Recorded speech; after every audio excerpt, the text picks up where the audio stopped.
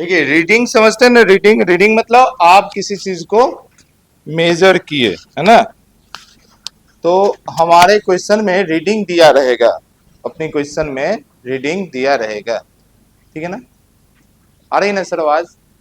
Okay, चलिए start करते हैं। तो देखो, तो मान लीजिए आपके पास रीडिंग कुछ दिया हुआ है, लेट रीडिंग।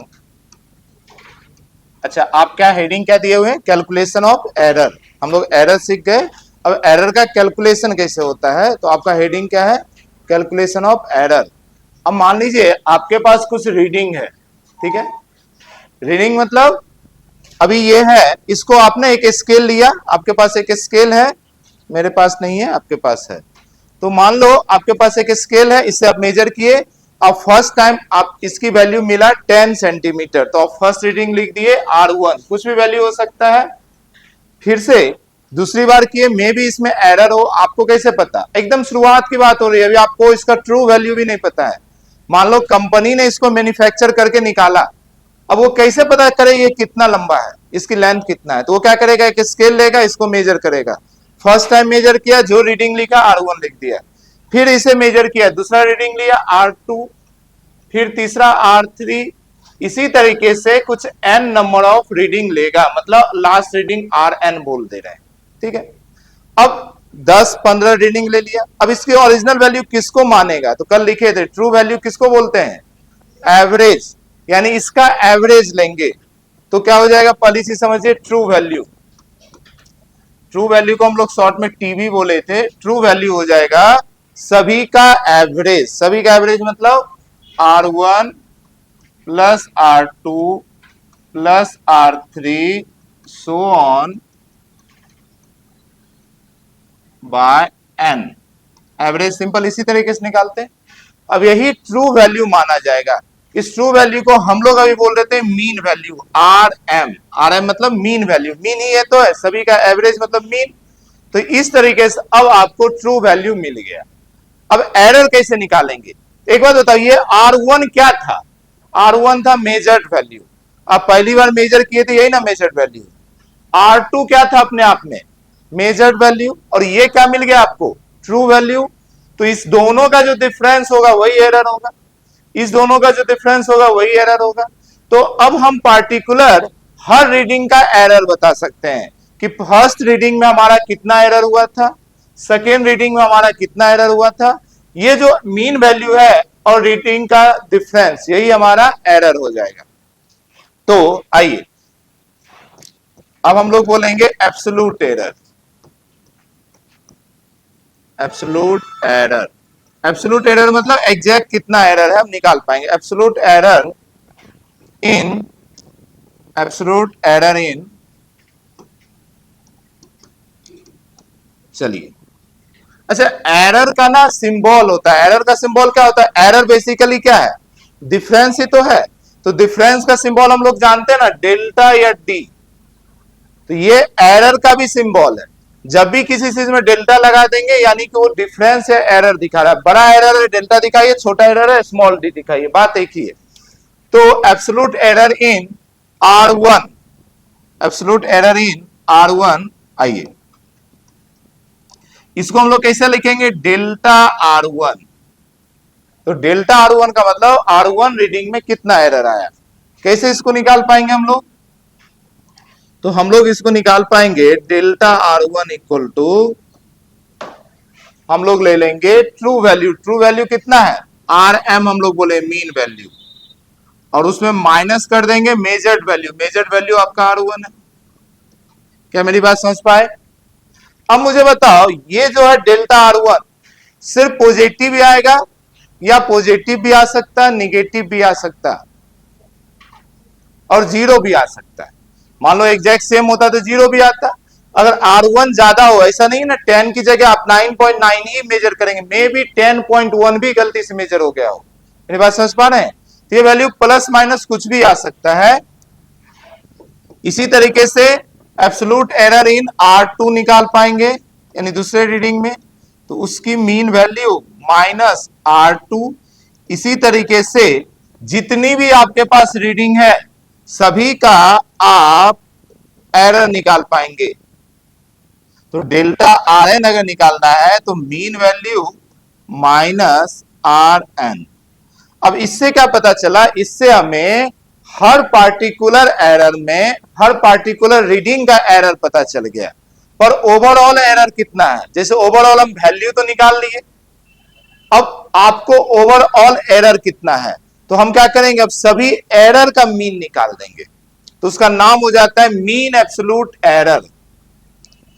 तो ये आपका एब्सोल्यूट एरर था। अब हम लोग बोलते हैं इसको mean absolute error, mean absolute error.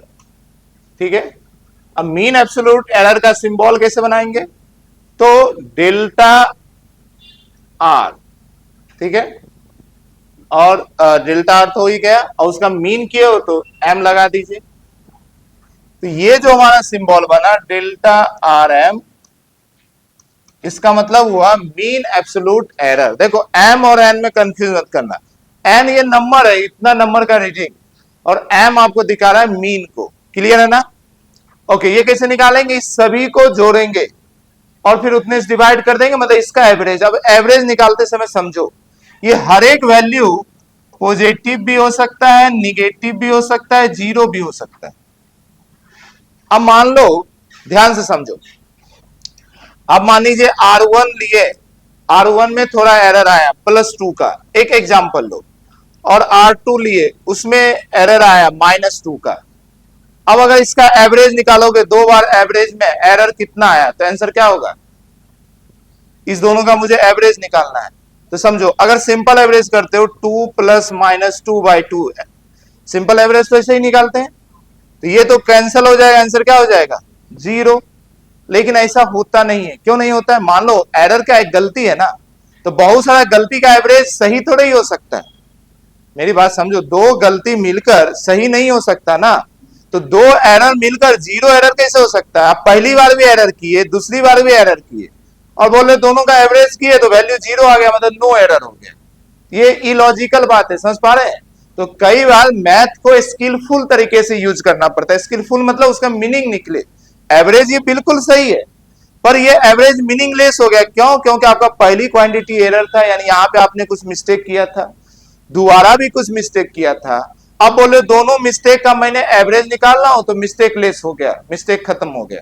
तो ऐसा तो पॉसिबल नहीं है। इसीलिए हम लोग बोलते हैं एवरेज निकालते समय साइन को अवॉइड करेंगे। इसीलिए मैंने लिखा, ये +-0 हो सकता है, कुछ भी, ये भी हो सकता है कुछ भी +-0, पर हम लोग जब एवरेज निकालेंगे तो उस समय साइन को अवॉइड करेंगे। तो साइन को अवॉइड करने के लिए मैं इसको किस में डाल दूं, मोड में, है ना, मैग्नीट्यूड वाला सिंबल में। तो हम लोग जब एरर का एवरेज निकालेंगे तो हम लोग सीधा ऐसा ले लेंगे, मोड ऑफ डेल्टा R1, यानी अब सिर्फ R1 का मैं वैल्यू निकाला, ये इसकी वैल्यू जो आया होगा, प्लस माइनस नहीं लूंगा, +R2 इसका मोड, सो ऑन लास्ट तक जितनी भी आपके पास एरर है, जितनी भी रीडिंग का एरर है ले लिए और इसको डिवाइड कर दिए n से। तो इस तरीके से आपको मीन एब्सोल्यूट एरर मिल गया। ठीक है, अब अपनी रीडिंग कैसे लिखेंगे, रीडिंग कैसे लिखेंगे, रीडिंग विथ एरर, एरर के साथ आप अपनी रीडिंग कैसे लिखेंगे। तो आपका बताओ ट्रू वैल्यू कितना है, जिसको हम लोग क्या बोल रहे हैं, RM। तो आपका रीडिंग हो गया RM। अब RM है, पर आप श्योर नहीं है, उसमें कुछ एरर भी आ सकता है, क्योंकि सबका एवरेज ली है ना। तो हम बोलेंगे इसमें देखो एरर हो सकता है, वो इससे ज्यादा भी हो सकता है, कम भी हो सकता है, क्योंकि मैं जो निकाला हूं वो तो उसका सिर्फ मैग्नीट्यूड निकाला है। तो हम बोलेंगे प्लस और माइनस, और सभी का एक एवरेज एरर ये निकाल दिए, डेल्टा RM। तो ये होता है रीडिंग लिखने का तरीका, mean value plus minus mean absolute error. ये जो एरर निकाले ये एरर है मीन एब्सोल्यूट एरर। पर कई बार क्वेश्चन में आपको बोलता है मीन एब्सोल्यूट एरर मुझे नहीं चाहिए, मुझे फ्रैक्शनल एरर चाहिए, या मुझे परसेंटेज एरर चाहिए, ऐसा। तो आप निकाल सकते हैं। इसका मतलब क्या हुआ, इसका मतलब हुआ कि इतना ओवरऑल एरर है, कितने में, इतने में। तो अगर आपको फ्रैक्शनल एरर पूछे तो आप सिंपली इस तरीके से निकाल देंगे। तो एरर का ही दूसरा टाइप हो जाएगा फ्रैक्शनल एरर, या इसी के लिए एक टर्म यूज करते हैं रिलेटिव, रिलेटिव एरर। ठीक है, इसको कैसे निकालेंगे, इसको निकालने का तरीका है, आपका जितना एरर है, इतना एरर है, कितने वैल्यू में एरर है, तो आरएम में आपका ट्रू वैल्यू में एरर है, तो ये इसका फॉर्मूला हो जाए। ठीक है, अगर कोई बोले नहीं मुझे ना परसेंटेज एरर चाहिए, परसेंटेज एरर, तो कुछ भी मत कीजिए, जो आपका फ्रैक्शनल या रिलेटिव एरर आया उसको 100 से मल्टीप्लाई कर दीजिए। तो आप करेंगे delta M by R M into 100, इससे आपको परसेंटेज एरर मिल जाएगा। बस यही एरर का कैलकुलेशन है, यही एरर का कैलकुलेशन है। ठीक है, यही एरर का कैलकुलेशन है। नोट कर लीजिए, इसे नोट कर लीजिए। तो देखिए एरर के फॉर्मूले में कुछ भी याद रखने जैसा तो है नहीं, बस लॉजिक समझो। अभी ये सब फॉर्मूला इतना बड़ा बड़ा याद तो नहीं कर सकते, बस लॉजिक क्लियर रखिए। हमारे पास कुछ रीडिंग होगा तो उसकी एवरेज जब निकालेंगे तब वही हमारा ट्रू वैल्यू होगा, या उसको मीन वैल्यू भी बोलेंगे। अब हमें अगर एरर चाहिए तो अपने पास बहुत सारा मेजर्ड वैल्यू, हर रीडिंग अपने आप में मेजर्ड वैल्यू है, तो पहले एक एक रीडिंग का एरर निकालेंगे, फिर उस सभी एरर का एवरेज निकाल देंगे। एवरेज निकालते समय एरर का साइन नहीं लेंगे प्लस माइनस, उसकी सिर्फ मैग्नीट्यूड लेंगे, तो आपको मिल जाएगा मीन एब्सोल्यूट एरर। क्लियर है ना। फिर हम आराम से अपनी रीडिंग को कैसे लिखेंगे, ओरिजिनल वैल्यू यानी true value plus minus error. अब अगर क्वेश्चन में लिखा हो कि मुझे परसेंटेज एरर या फ्रैक्शनल एरर चाहिए, तो जितना एरर आया उसमें डिवाइड कर दीजिए मीन वैल्यू से या ट्रू वैल्यू से, और इसको अगर परसेंटेज में कन्वर्ट करना है तो इंटू 100 कर दीजिए। क्लियर है ना, कोई दिक्कत। देखो समझ में आया वो तो ठीक है, पर मैं चाहता हूं ये चीज आपको पेज पलट कर देखना ना पड़े, जब क्वेश्चन आए तो आप फिर से पलट के ऐसा मत देखो अच्छा मीन एब्सोल्यूट एरर कैसे निकालते। ये चीज को तभी होगा जब तक आप माइंड में अच्छे से समझेंगे नहीं। मगप मत कीजिए, याद मत कीजिए, चीजों को समझिए लॉजिक के साथ। अगर ये चीजें क्लियर है तो आइए हम लोग प्रैक्टिस करेंगे, एक दो क्वेश्चन प्रैक्टिस करेंगे।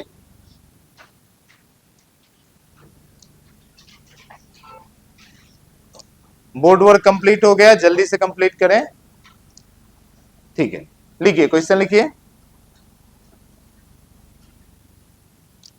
लिखिए refractive index of are I, refractive index of medium, refractive index of medium is measured as, refractive index of medium is measured as, देखो मैं वैल्यू लिख रहा हूं, आप भी साथ में लिखते जाए, 1.32, 1.34, 1.36, 1.38, full stop. Find mean value, 1 2 3 करके लिखते जाना, फाइन सब कुछ फाइन करेंगे। पहला mean value, second mean absolute error, third relative error,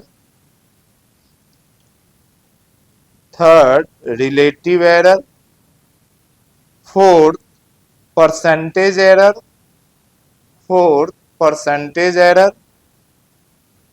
fifth reading with error, fifth में रीडिंग विथ एरर। आपको इसको रिप्रेजेंट करना है एरर के साथ ओवरऑल वैल्यू को। चलिए कोशिश कीजिए आपको पेज पलटना नहीं पड़े, और स्पीड को भी मेंटेन रखिए। अगर 1 घंटे में पूरा क्वेश्चन सॉल्व भी कर लिए तो क्या ही कर लिए, कहना समझ। थोड़ा फास्ट करेंगे, कोशिश कीजिए विद इन मिनट कंप्लीट करने का। ये सब अपने आप में आपका रीडिंग हो गया, यानी कि ये हो गया R1, ये हो गया आपका R2, ये हो गया थर्ड रीडिंग, ये हो गया फोर्थ रीडिंग। पहला मीन वैल्यू निकाला, पहला आंसर 1.35 मीन वैल्यू। चलिए आगे बढ़िए जल्दी जल्दी।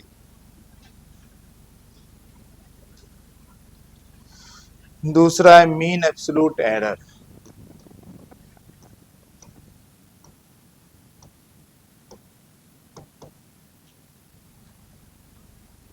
आप इंडिविजुअल एरर जब निकालेंगे R1, R2, R3, R4 में, तो कोई प्लस आए कोई माइनस आए उससे डरेंगे नहीं। जैसे R4 में true value minus measured value ज्यादा है, ये भी ज्यादा, तो ये दोनों माइनस में आ जाएगा, तो उससे कोई दिक्कत नहीं है। हम लोग जब एवरेज निकालेंगे तो सिर्फ साइन को अवॉइड कर देंगे, सिर्फ वैल्यू को लेंगे। चलिए मीन एब्सोल्यूट एरर 0.02। चलिए आगे बढ़िए जल्दी से थर्ड लाइए। अब तो रिलेटिव एरर कुछ भी नहीं करना है, दोनों को डिवाइड ही तो करना है, करो जल्दी। कितना है 0.014 परसेंटेज एरर। इसको 100 से मल्टीप्लाई ही तो करना है, 20 उधर चला जाएगा, 1.4 परसेंटेज। ठीक है, अगर आपको वैल्यू लिखना है तो देखो मीन वैल्यू आपका ट्रू वैल्यू ये है, तो हम लोग लिख सकते हैं 1.35 प्लस माइनस मीन एरर ये है 0.02, यानी ये बोल रहा है उसकी रिफ्रैक्टिव इंडेक्स 1.35 है, पर उसमें 0.02 वैल्यू कम ज्यादा हो सकता है। ऐसा भी रिप्रेजेंट कर सकते हैं, या परसेंटेज में रिप्रेजेंट करना तो ऐसा करेंगे 1.35 प्लस माइनस 1.4 परसेंटेज, ये भी रिप्रेजेंटेशन हो सकता है।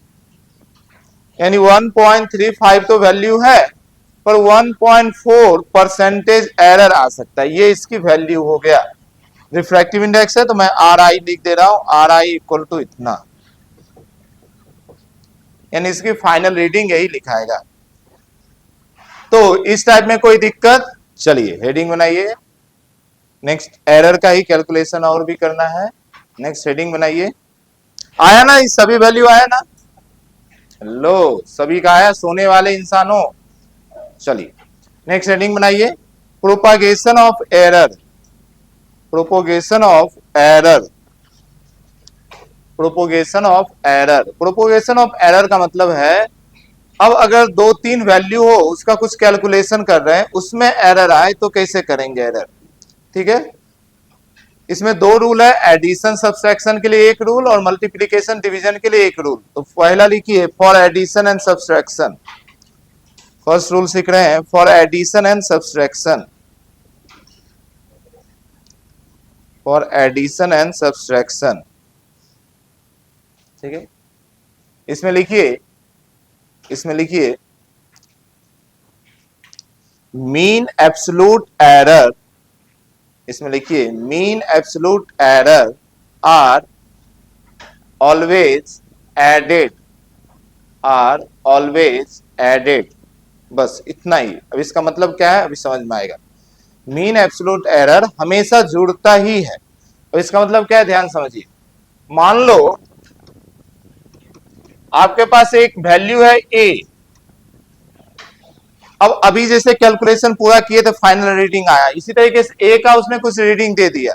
क्या रीडिंग दे दिया, ए का कुछ दे दिया AM, यानी उसका कुछ अपना रहा होगा, प्लस माइनस इसका कुछ रहा होगा डेल्टा ए या AM, कुछ भी बोलिए। ये बात समझ पा रहे हैं, ये ऐसा कुछ है। मान लो ए है एरिया, एरिया दे दिया 5 प्लस माइनस 0.1, यानी एरिया 5 तो है पर प्लस माइनस 0.1 उसका कुछ एरर है, एब्सोल्यूट एरर। तो इस तरीके से आपके पास एक वैल्यू ए मिल गया। इसी तरीके से एक और वैल्यू है बी, जिसकी वैल्यू इन्होंने दिया हुआ है reading BM plus minus delta BM। ठीक है, और आपसे बोल रहा है फाइन जेड, आपसे जेड फाइंड करने हैं। If Z equal to A plus B, ये फॉर्मूला भी आपको मालूम है कि मुझे जेड फाइंड करना है, जेड फाइंड करना है। और जेड कैसे फाइंड करेंगे? तो ए और बी को जोड़कर। पर अब ए का वैल्यू ए में अपने आप में एरर है, बी में अपने आप में एरर है, तो अभी जेड को कैसे लिखेंगे बहुत ध्यान समझिए। तो हमारा रूल बोलता है मीन एब्सोल्यूट एरर हमेशा जुड़ता है, यानी कि ये प्लस होता है या माइनस होता है उसका केयर ही नहीं करेंगे, इस दोनों को जोड़ देंगे। तो अभी हम लोग कैसे लिखेंगे देखो, जेड इक्वल टू लिखेंगे कुछ इस तरीके से, Z M plus minus error in Z. फिर से कंफ्यूज बिल्कुल नहीं होना, जब भी एम लिख रहे हैं उसका मतलब हुआ उसकी एक वैल्यू, ट्रू वैल्यू, क्लियर है ना। और जब भी डेल्टा लिख रहे हैं मतलब क्या बता रहे हैं? उसका एरर। अब जेड एम कितना होगा तो मुझे मालूम है, जेड निकालेंगे तो इस दोनों को जोड़ने से, तो जेड एम जो निकालेंगे उसका वैल्यू तो हो जाएगा simple A M plus B M, क्योंकि दोनों को जोड़ना है। पर अब जेड का एरर कैसे निकालेंगे? तो जेड का एरर निकालेंगे दोनों के मीन एब्सोल्यूट को जोड़ने से। तो delta A M plus delta B M, क्या मेरी बात समझ पा रहे हैं? अच्छा, ऐसा नहीं है कि यहां प्लस था इसीलिए जुड़ा। मान लो सेम क्वेश्चन में अगर फाइंड करना होता, मान लो मुझे फाइंड करना हो कुछ p, where p is, p का वैल्यू है मान लो a माइनस बी, तब कैसे फाइंड करेंगे? कुल मिलाकर हमारे पास a और b है, मुझे दोनों को माइनस करना है। तो पहले p को हम लोग लिखेंगे कैसे? हम लोग लिखेंगे p equal to P M plus minus delta P M. क्या ये मेरी बात समझ पा रहे हैं? वो बोल रहा है P कैसे निकाला जाता है, तो P को A और B को माइनस करके निकाला जाता है। पर किसी चीज को एरर के साथ लिखना है तो पहले उसकी ट्रू वैल्यू फिर प्लस माइनस उसके एरर लिखेंगे, क्लियर है ना। अब PM कैसे निकालेंगे, उसकी ट्रू वैल्यू कैसे निकालेंगे? तो उसने जो फॉर्मूला दे रखा है कि PM जो है ये निकलेगा A और B के माइनस होने से, तो A का वैल्यू है AM ट्रू वैल्यू और B का ट्रू वैल्यू है BM। यहां तो पीएम निकल गया, जो भी वैल्यू आएगा 2 10 20 ये यहां रख देंगे। अब डेल्टा पीएम कैसे निकालेंगे? तो डेल्टा पीएम अब ऐसा नहीं करेंगे इसकी एरर में इसकी एरर माइनस कर देंगे। मैंने पहले ही समझाया, दो एरर माइनस करने का मतलब क्या हुआ? आप बोले दो गलती आपस में मिलकर कम गलती हो गया। मेरी बात समझ पा रहे हैं? दो मिस्टेक अगर जोड़ दो तो मिस्टेक कम हो जाएगा, ऐसा है क्या? नहीं है ना, वो हमेशा बढ़ेगा ही। Error error plus error big error, ऐसा नहीं कि error plus error less error. क्या मेरी बात समझ पा रहे हैं? तो इसीलिए चाहे आप प्लस कर रहे हो या माइनस कर रहे हो, मीन एब्सोल्यूट एरर को हमेशा जोड़ेंगे ही। जैसे यहां पे इसकी एरर में दोनों के एरर को जोड़कर निकाले थे, यहां पर भी दोनों के एरर को जोड़कर ही निकालेंगे। तो अभी फिर से हम लोग लिखेंगे delta A M plus delta B M, clear है ना। तो यही था एडिशन सब्सट्रैक्शन में। आपको बस एक बात याद रखना है, क्या कि mean absolute error are always added. हाँ हाँ दिखेगा इसमें, दिख रहा है आपको? हाँ हाँ, चलिए जल्दी से करें, नेक्स्ट क्वेश्चन करेंगे। इसी बेस पे क्वेश्चन कर लीजिए जिससे हमारा कंसेप्ट क्लियर हो जाए। तो जल्दी से बोर्ड वर्क कंप्लीट करें, जल्दी से बोर्ड वर्क कंप्लीट करें। ओके, करें ना नेक्स्ट क्वेश्चन? ठीक है, लिखिए initial temperature of body, question लिखिए initial temperature of body is 20 plus minus 0.3 degree Celsius. Initial temperature of body is 20 plus minus 0.3 degree Celsius and final temperature is 30 plus minus 0.2 degree Celsius, full stop. Find rise in temperature, find rise in temperature. Find rise in temperature, find rise in temperature. ठीक है, कीजिए जल्दी से। अब क्या करेंगे, मान लो ये आपके लिए ए है, ये आपके लिए बी है, या टी ही मान लो। तो हम मान ले रहे हैं कि ये टी इनिशियल है और ये टी फाइनल है। ठीक है, आपको निकालना है rise in temperature, rise in temperature या टेम्परेचर डिफरेंस। तो कैसे निकालेंगे, final temperature minus initial temperature. तो अब मुझे मालूम हो गया माइनस करना है दोनों को। ठीक है, तो पहले हम लोग इसको ऐसा लिख रहे हैं, राइज इन टेम्परेचर कुछ टीएम यानी कुछ मीन जो भी वैल्यू आएगा प्लस माइनस डेल्टा टीएम, ये हमारा वैल्यू होगा। अब इस दोनों को अलग अलग निकाल ले रहे हैं। तो टीएम, टीएम हमारा राइज इन टेम्परेचर का मीन वैल्यू। ये कैसे निकालेंगे, दोनों का डिफरेंस में 30 माइनस 20 फाइनल माइनस ये हो जाएगा 30 माइनस 20 यानी कि 10।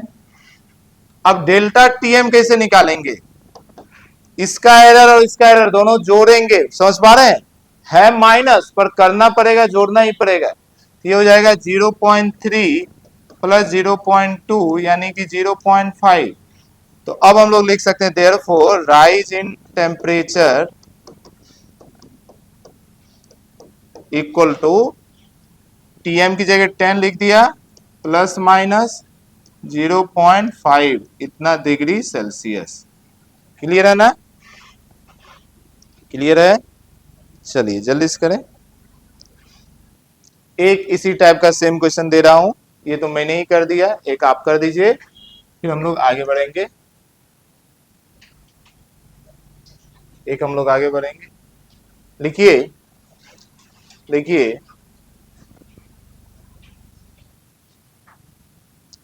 देखिए two resistor two resistor two resistor two resistor, उसके बाद वैल्यू लिख रहा हूं 2 plus minus 0.1 ohm and 3 plus minus 0.2 ohm. Two resistor, so value लिख लीजिए 2 plus minus 0.1 ohm and 3 plus minus 0.2 ohm are connected in series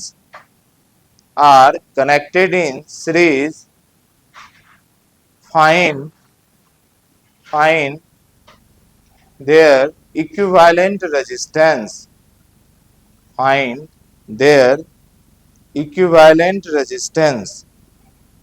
series में कैसे जोड़ते हैं पता है ना, हेलो, कैसे जोड़ते हैं, R1 प्लस R2। तो बस अब प्लस करना है, पिछले बार माइनस किया था, गया ना, क्या हो गया 3 प्लस 2 5, उसका मीन रेजिस्टेंस और एरर भी जुड़ेंगे 0.2 प्लस 0.1 0.3 है ना। तो आपका फाइनल आंसर जो हो जाएगा R इक्विवेलेंट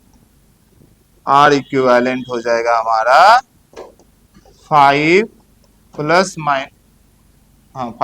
माइनस 0.3। ठीक है ना, इतना ओम, 5 प्लस माइनस 0 ओम। अच्छा अब देखो यहीं से एक फेमस क्वेश्चन है, वहां से भी आता है parallel combination. Parallel combination mains ने पूछा भी है, और क्या है कि पैरेलल कॉम्बिनेशन किसी फॉर्मूले से नहीं सॉल्व होता है, अगर उसका कुछ फॉर्मूला देखने भी जाओगे तो अजीब सा फॉर्मूला आएगा।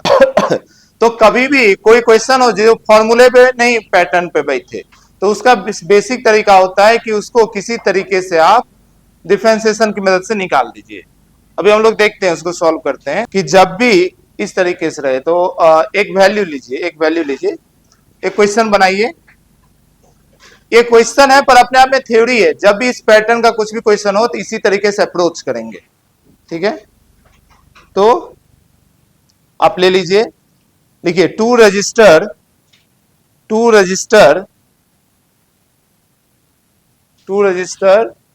3 plus minus 0.3 ohm and 6 plus minus 0.6 ohm, 2 resistor 3 plus minus 0.3 ohm and 6 plus minus 0.6 ohm are connected in parallel, find percentage error, find percentage error in equivalent resistance, find percentage error in equivalent resistance, percentage error in equivalent resistance. अब देखिए बहुत problem है, क्या problem है, बहुत ध्यान समझो। ये आपका मान लो R1 है, आप सॉल्व में लिख दीजिए लेट R1 इतना R2 इतना। अब जो हमारा R इक्विवेलेंट है ये कैसे निकालते हैं जी, पैरेलल में। तो पैरेलल में जो निकालने का तरीका है ये थोड़ा अलग तरीका है। ये 1/R equivalent equal to 1/R1 plus 1/R2। ये सिंपल एडिशन नहीं है, ये इनवर्स का एडिशन है। इनवर्स का एडिशन मतलब ये ऐसा है एक्चुअल में, R इक्विवेलेंट की पावर -1 इक्वल टू R1 की पावर -1 प्लस R2 की पावर -1, यही ना है। नीचे वाले को ऊपर ले जाएंगे तो पावर -1 करेंगे ना जी, मेरी बात समझ पा रहे हैं। तो अब ये इस तरीके से नहीं निकालेंगे। यहां क्या था, यहां था हमारा R equivalent equal to simple R1 plus R2, तो यहां एडिशन वाला रूल लगा दिए थे, पर वो एडिशन नहीं है, वहां पर इनवर्स है, यानी यहां डिवीजन के साथ एडिशन हो रहा है। मेरी बात समझ पा रहे हैं। तो इसमें अब ये रूल नहीं लगाएंगे, इसमें इनफैक्ट कोई रूल नहीं लगेगा। अब आपको निकालना पड़ेगा किसी ना किसी डेरिवेशन की मदद से।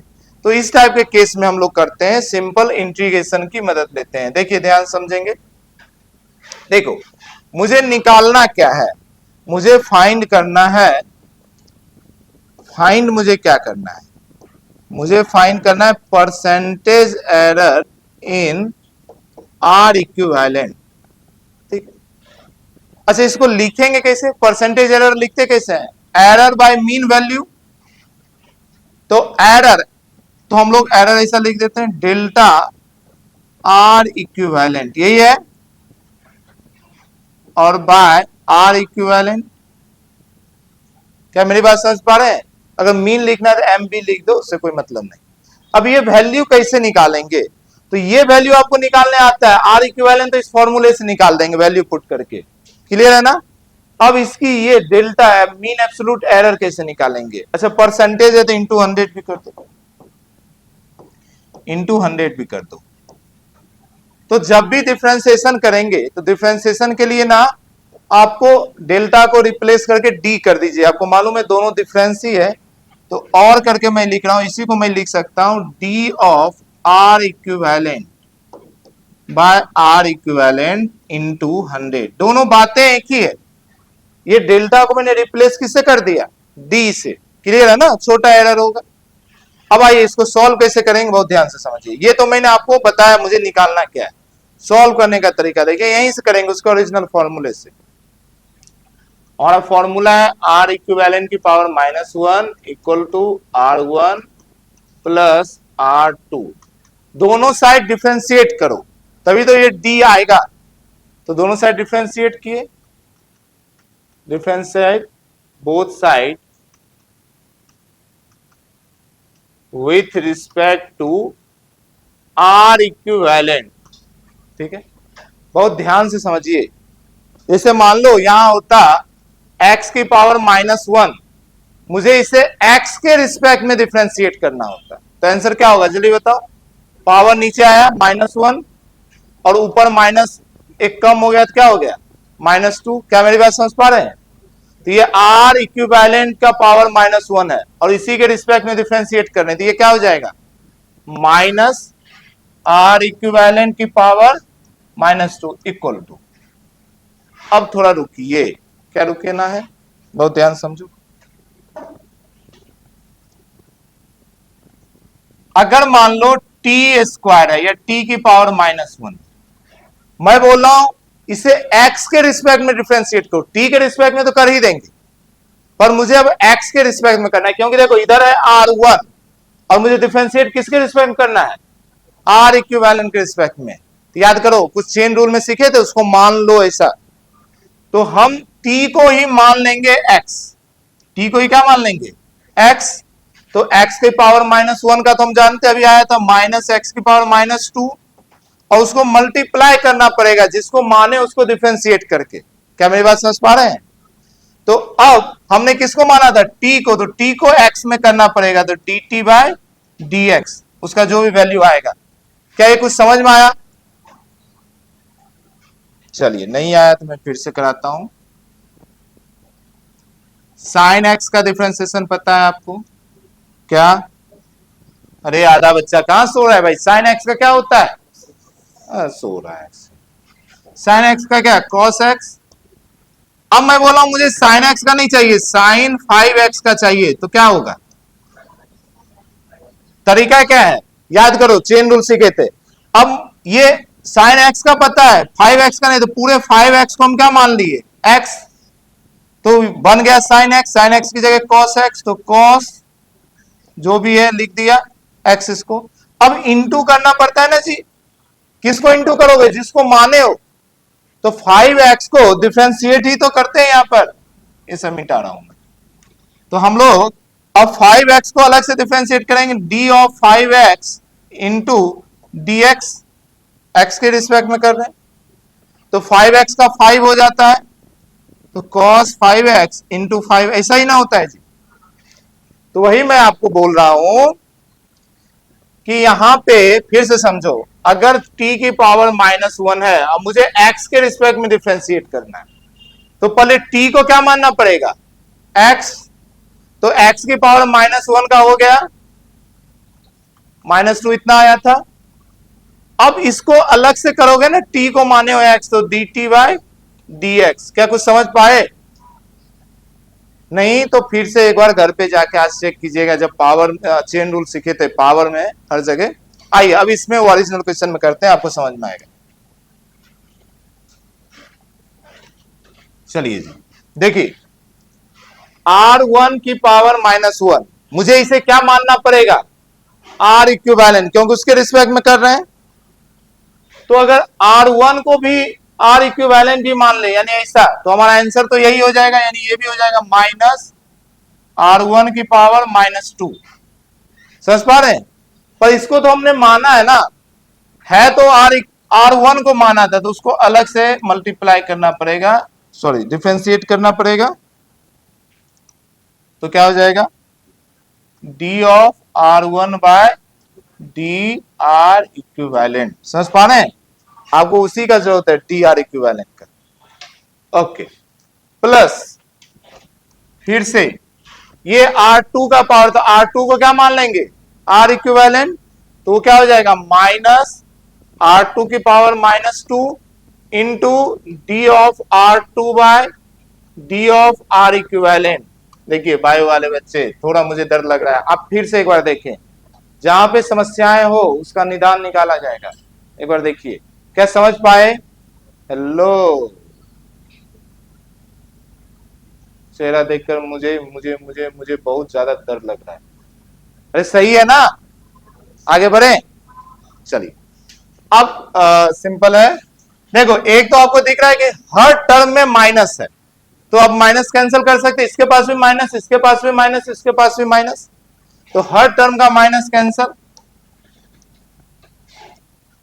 तो आपके पास बच गया R इक्विवेलेंट की पावर -2 इक्वल टू, इधर बच गया आपका R1 की power -2 into DR1 by DR equivalent plus R2 की power -2 into DR2 by DR equivalent.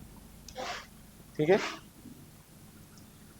अब आपको चाहिए क्या, आपको चाहिए D R equivalent. D R equivalent दिख रहा है और आर इक्विवेलेंट तो यहां दिख रहा है। ठीक है, ओके जी।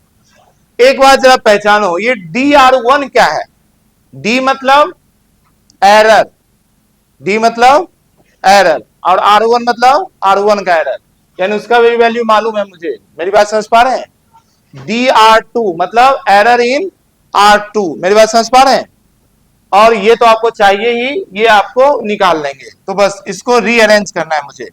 कैसे रीअरेंज किया, पावर -2 है उसको नीचे कर दिया, तो ये हो गया 1 बाय R इक्विवेलेंट का स्क्वायर इक्वल टू, ओके, इस दोनों में आर इक्विवेलेंट ये वाला एलसीएम ले लो ताकि मैं इधर भेज पाऊं। तो डी आर इक्विवेलेंट और ऊपर हो गया R1 की power -2 into D R one plus R2 की power -2 into D R to.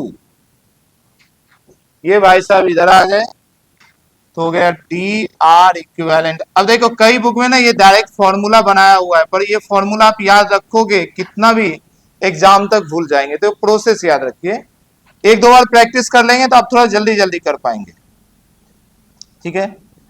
अब ये इधर क्या बचा, डी आर वन, और इसको मैं नीचे लिख सकता हूं ना, तो नीचे मैं लिख दे रहा हूं R1 का स्क्वायर प्लस ये देखो ये है D R two bye R2 का स्क्वायर। अब आपको D R equivalent by R equivalent चाहिए था, यहां आर इक्विवेलेंट का स्क्वायर है, तो एक को हटाकर उधर भेज दीजिए, इसमें क्या है। तो देखो इसको मैं लिख सकता हूं D R equivalent by R equivalent. मुझे तो एक ही चाहिए, तो एक जो बचा है उसको अलग कर दीजिए इंटू 1 बाय आर इक्विवेलेंट, अगली बार उधर भेज देंगे, equal to D R one by R one square plus D R two by R two square. अब यहां तक जल्दी से कंप्लीट करें तो अब इसको इधर भेज देंगे, एक फॉर्मूला बन जाएगा। सेम क्वेश्चन अपनी मेंस में आया है, ये प्रोसेस याद रखिए, ये प्रोसेस याद रखिए। कभी भी अगर कोई फॉर्मूला पे पुट नहीं हो तो आप डिफरेंशिएशन की मदद से सॉल्व कर सकते हैं। दो चार क्वेश्चन सॉल्व करेंगे, आइडिया आ जाएगा। किसी भी अच्छी क्वेश्चन में मैथ आएगा ही, तो मैथ से दोस्ती कीजिए। एक महीना हम लोग क्लास में मैथ ही पढ़े हैं, फिजिक्स तो इनफैक्ट अब 2-3 दिन बाद चालू होगा, नेक्स्ट वीक से 1D चालू करेंगे मंडे को। चलिए ये हुआ ना, उधर का मैं मिटा रहा हूं ना। आइए, तो मैं वैल्यू रहने देता हूं, लास्ट जब फाइनल बन जाएगा तो वैल्यू रख देंगे। चलिए हम लोग यहां तक आ गए, मैं इसको उधर भेज रहा हूं, तो हमारा जो मुझे रिक्वायरमेंट चाहिए था वो मिल गया। तो हमारा आ गया D R equivalent by D R equivalent by R equivalent equal to D R one by R one square plus D R two by R two square. और ये वाला इधर गया है तो मल्टीप्लीकेशन में जाएगा, तो होल मल्टीप्लीकेशन, पूरे का मल्टीप्लीकेशन हो गया आर इक्विवेलेंट, ठीक है। पर ये कौन सा एरर हुआ, रिलेटिव एरर। अगर आपसे पूछता रिलेटिव एरर तो यही आंसर हो जाता। ये जो एरर है, ये जो एरर आप निकालें, ये तो मिला है रिलेटिव एरर, ये रिलेटिव एरर का फॉर्मूला हो।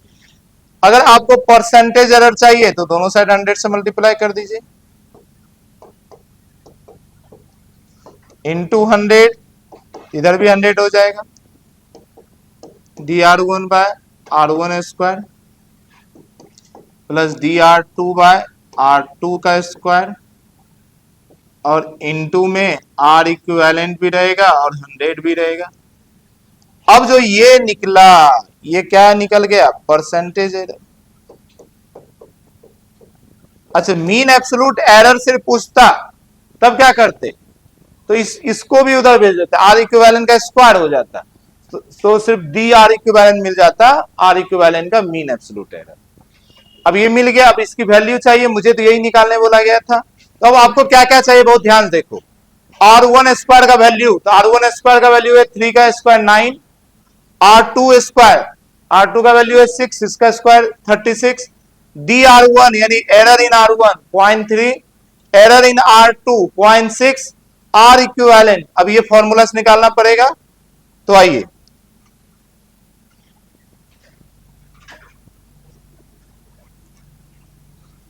सबकी वैल्यू निकाल लेते हैं।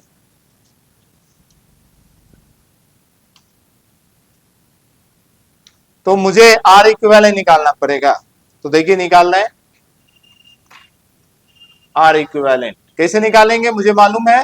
अच्छा बेसिक तरीके से निकालते हैं, जब पढ़ाऊंगा तो याद कराऊंगा, ऊपर मल्टीप्लीकेशन नीचे डिवीजन होता है, पर चलो अपन बेसिक तरीके से करते हैं। तो हो जाएगा 1/R1 प्लस 1/R2, इसकी वैल्यू रख दोगे 1/R equivalent equal to 1/3 plus 1/6। तो यहां से हम लोग वैल्यू निकाल पाएंगे ना जी। बस यही तो एक वैल्यू निकालना था, बाकी सारा वैल्यू तो यहां रख देंगे, आंसर आ जाएगा। क्या मेरी बातें समझ पाए? तो मैं पूरा सॉल्व करूं या इतना छोड़ देने से हो जाएगा? बोलिए हो जाएगा। हाँ ठीक, आप अच्छे बच्चे हैं। तो अब सबकी वैल्यू निकाल कर यहां रख देंगे, आर इक्विवेलेंट की वैल्यू वहां से रख दिए, ये सब रख दिए। मेरी बात समझ पा रहे हैं? चलिए इसे जल्दी से नोट करें। कम से कम एक और एरर का बेसिक चीजें वो कंप्लीट कर लेंगे हम लोग, फिर आज क्लास को वाइंड अप करेंगे। बस 10 मिनट और लूंगा मैं। ओके करें, यहां तक लिख लिए, वैल्यू आप पुट कर देंगे। चलिए अब घर पे कंप्लीट करना, स्पेस थोड़ा छोड़ दो। आइए हम लोग जो अभी देख रहे थे एडिशन सब्सट्रैक्शन का देख रहे थे, मल्टीप्लीकेशन डिवीजन का रूल सीखना है हमें। प्रोपगेशन ऑफ एरर अपना टॉपिक है, एडिशन सब्सट्रैक्शन का रूल सीखे, अब मल्टीप्लीकेशन डिवीजन का सीखना है। एडिशन सब्सट्रैक्शन में मैं आपको समझाया कि ये एडिशन नहीं है, इसको एडिशन वाला रूल में नहीं लाएंगे ये प्लस देखकर, क्योंकि ये इनवर्स है, यानी कि 1/, करके ऐसा है। चलिए नेक्स्ट हेडिंग बनाइए, फॉर मल्टीप्लीकेशन एंड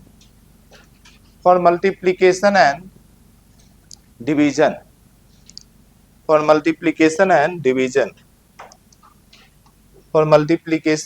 डिवीजन। इसमें लिखिए रिलेटिव एरर आर एडेड। इसका रूल है रिलेटिव एरर आर एडेड। उसमें कौन सा एरर ऐड होता था? Mean absolute error. Addition subtraction में क्या ऐड करते थे? Mean absolute error. इसमें कौन सा एरर ऐड करेंगे? Relative error. बस यही आपको रूल याद रखना है। आइए इसको भी समझते हैं। मान लो आपके पास एक वैल्यू है A M plus minus delta A M. ये जो डेल्टा ए एम लिखे ये क्या है? ये है मीन एब्सोल्यूट एरर।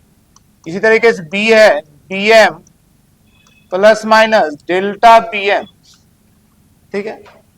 और आपको फाइंड करना है कुछ जेड, आपको फाइंड करना है कुछ जेड, वेयर जेड का वैल्यू है ए into B.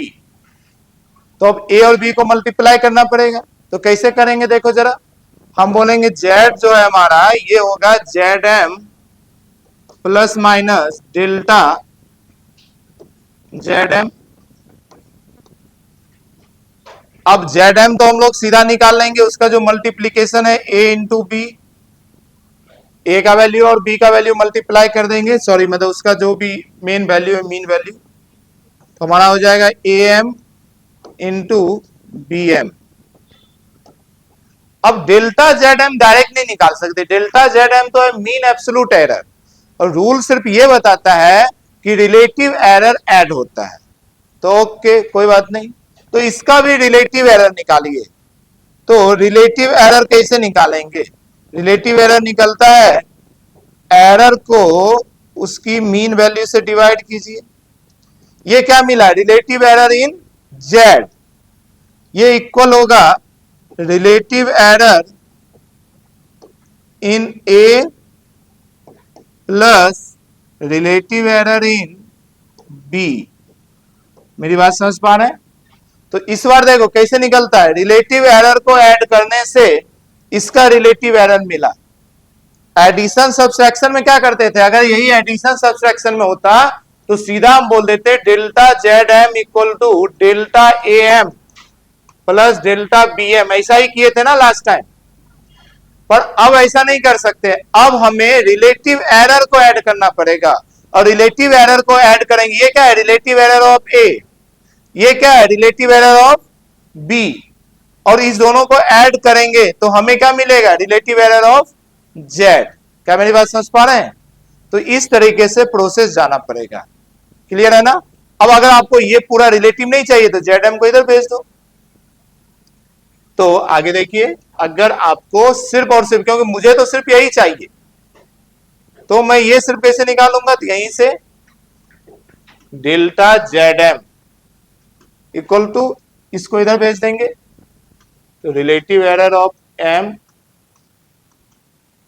Plus relative error of B, इस पूरे को मल्टीप्लाई में चला जाएगा वो वाला जेड एम, तो इस तरीके से उसका मिल जाएगा एरर। फिर ये वैल्यू यहां पे रख देंगे और ये वैल्यू यहां रख देंगे, उसकी रीडिंग आ जाएगा। एक क्वेश्चन कर लेते हैं, उससे क्लियर हो जाएगा। पहले बताओ, समझ में आया? एकदम आसान आसान बातें हैं, ये सब पढ़े हुए हैं आप कई बार। गर्मी की वजह से ऐसा तो नहीं लग रहा है कुछ दाएं बाएं से निकल गया, कुछ तो था अच्छा सा समझ में नहीं आया, ऐसा कुछ हो रहा है? हेलो, पता नहीं आप लोग का फेस देखकर मुझे डर क्यों लग रहा है। अरे जागे जाइए, जो सोए हुए हैं, लंबी लंबी सांसें लीजिए, है ना? यकीन कीजिए समझ में आएगा। इससे आसान पूरी फिजिक्स में कुछ नहीं है। हाँ, यूनिट डायमेंशन में थोड़ा सा एरर मुश्किल है, पर ठीक है। मुझे बताओ, समझ में आया? कर पाएंगे? आधा आदमी को पता ही नहीं है। हे आत्माओं जागो, स्पिरिट कॉलिंग किया जाए, जाग जाओ जाग जाओ जाग जाओ। हेलो, क्वेश्चन सॉल्व करेंगे? चलो करो, लीजिए, आपकी अपार ख्वाहिश है क्वेश्चन सॉल्व करने की, तो मैं दे देता हूं। लिखिए, length and breadth of rectangular sheet, length and breadth of rectangular sheet is, length and breadth of rectangular sheet is 6 plus minus 0.06 and 8 plus minus 0.08 meter respectively. Find area, find area, find its area या simple area. Respectively लिखा हुआ है, मतलब पहले length बोला तो ये है लेंथ, ये पूरा है लेंथ और ये है पूरा ब्रेथ। ये एक रेक्टेंगल है, इसकी एरिया निकालना है। तो अब देखो, एरिया के लिए मल्टीप्लाई का ही फॉर्मूले पे जाना पड़ेगा। डिवीजन का भी फॉर्मूला होता तब भी यही करते। ठीक है, ले लीजिए, 2 मिनट ले लीजिए, ट्राई करें, फिर हम लोग साथ में बोर्ड पर करेंगे। जिनको दिक्कत हो घड़ी की तरफ नहीं देखेंगे, अपनी नोटबुक की तरफ देखेंगे। अब प्लीज कंटिन्यू करते रहें। जो बच्चे बिल्कुल नहीं आइडिया आ रहा है तो वो साथ में बोर्ड पे करेंगे साथ में। तो मुझे मालूम है एरिया जो है रेक्टेंगल का एरिया, उसको मैं ऐसा लिखूंगा कुछ AM plus minus delta AM। ये तो हमारे लिखने का तरीका होगा, पर एरिया निकलता कैसे है? तो एरिया निकलता है लेंथ इंटू ब्रेथ से। तो मैं ले लिया उसकी लेंथ 6, मतलब उसको ऐसा लिखना चाहिए, L डायरेक्ट नहीं लिखकर LM इंटू BM। LM मतलब इसका मीन वैल्यू 6 है, इसका मीन वैल्यू 8 है, तो हो गया 6 इंटू 8 यानी कि 48 मीटर है, तो मीटर स्क्वायर लिख दीजिए। ये तो AM मिल गया। अब मुझे डेल्टा AM चाहिए। मुझे मालूम है डायरेक्ट नहीं निकाल सकते, जब भी मल्टीप्लीकेशन होता है तो रिलेटिव एरर ऐड होता है। कोई बात नहीं, रिलेटिव एरर को ऐड कीजिए। तो इसका रिलेटिव एरर जो होगा वो होगा रिलेटिव एरर ऑफ जो भी है LM plus relative error of BM। ठीक है, लेंथ एंड ब्रेथ है तो मैं L और B बोल रहा हूं, कोई बात नहीं। अब सबकी वैल्यू रखिए, यहां से आ जाएगा। देखो डेल्टा AM ये तो मुझे चाहिए ही, पर AM का वैल्यू मिल चुका है 48 इक्वल टू डेल्टा LM। इसका क्या मतलब हुआ जी? एरर इन L जो कि कितना है 0.06, तो उसकी वैल्यू रख दिया 0.06 बाय एल एम, एल का मीन वैल्यू कितना 6 प्लस बी का एरर 0.08 और बी का मीन वैल्यू 8। अब मुझे दिख रहा है ये तुरंत तुरंत कट जा रहा है, ठीक है, 1 टाइम में। हाँ ये 0.01।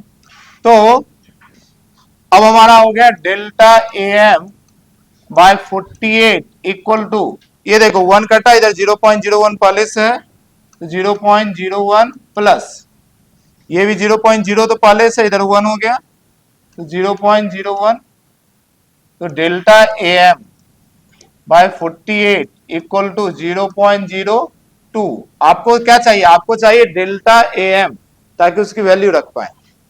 तो delta A M equal to 48 into 0.02। देखो 48 को 2 करोगे तो क्या हो जाएगा 98, 96, तो ये हो गया 96, पर 2 डिजिट के बाद है तो ये हो जाएगा 0.96, ठीक है ना।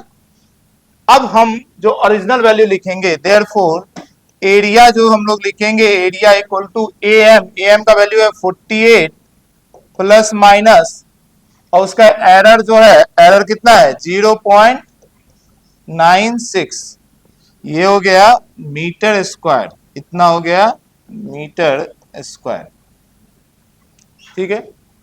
क्लियर है ना मेरी बातें? चलिए जल्दी इस नोट कर लीजिए,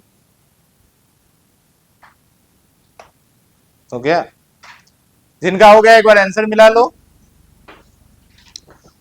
और इसके बाद मैं अटेंडेंस लूंगा, तब तक मैं एक क्वेश्चन दे देता हूं, आप क्वेश्चन सॉल्व कीजिए और अटेंडेंस भी साथ में दे देना, और आज की क्लास यहीं तक रखते हैं, ठीक है। तो ये मैं वैल्यू मिटा रहा हूं।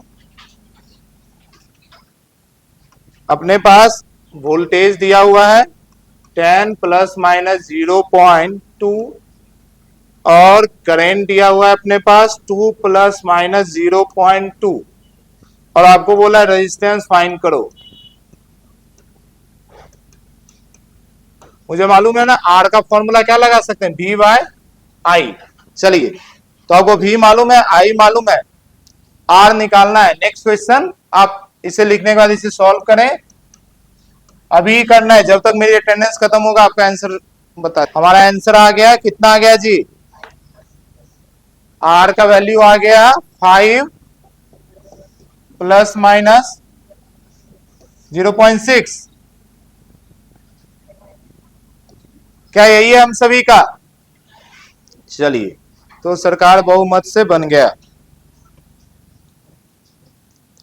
अगली क्लास हम लोग, सही आंसर सही है। सो नेक्स्ट क्लास हम लोग 1-2 और मुझे कराना है, पावर में कैसे करेंगे, और फिर मेजरिंग इंस्ट्रूमेंट बचा है, वर्नियर कैलिपर और स्क्रू गेज। तो कल आई होप कंप्लीट हो जाएगा। आज तो थर्सडे ही है ना, फ्राइडे सैटरडे 2 दिन है इस वीक में, आराम से ये चैप्टर खत्म हो जाएगा। मंडे से 1D चालू करेंगे, ठीक है। आज यहीं तक करते हैं।